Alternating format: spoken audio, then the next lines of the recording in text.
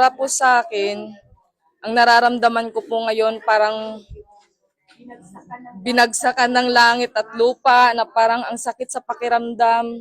Kasi sa totoo lang, baka sabihin naman po ng iba na binayaran kami. Wala po. Kusa po talaga kaming pumunta dito. Kahit nga yung asawa ko, pina-absent ko lang sa trabaho para lang po makapunta kami dito. Kasi paminsan-minsan lang po itong ganitong opportunity na ipinaglalaban po namin si Duterte. Kasi sa pamumuno po niya, nakita ko yung malaking pagbabago na ang daming takot sa kanya. Pero ngayon, bumalik na naman ang droga. Nagsikalat, mga adik, nang-aabuso.